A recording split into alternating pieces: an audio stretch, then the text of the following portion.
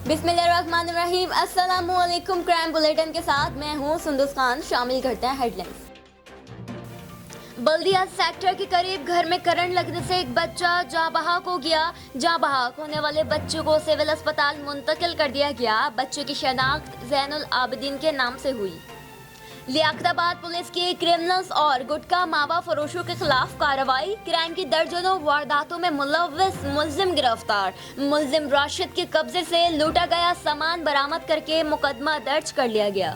फैसलाबाद में धागे की फैक्ट्री में आग लग गई। 18 घंटे बाद काबू पा लिया गया। फैक्ट्री की छत गिर गई, जानी नुकसान नहीं हुआ। करोड़ों की मशीनरी और सामान जलकर खाक हो गया। फैसलाबाद में भतीजे ने तवान के लिए पाकिस्तानी निजात बरतानवी चच्चों को ही अगवा कर लिया। रिहाई के लिए 9.25 करोड़ रुपए तवान भी वसूल किया। वाक़ये के 7.5 माह बाद बैरूनी मुल्क फरार होने वाले मुलजिम को लाहौर एयरपोर्ट से गिरफ्तार कर लिया गया। दीगर मुलव्विस मुलजिमान की तलाश जारी। फिलहाल इतना ही। मजीद खबरों और अपडेट्स के लिए विजिट कीजिए हमारी वेबसाइट csnlive.tv। इसके अलावा हम फेसबुक और ट्विटर पर भी ज्वाइन कर सकते हैं। देखते रहिए CSN।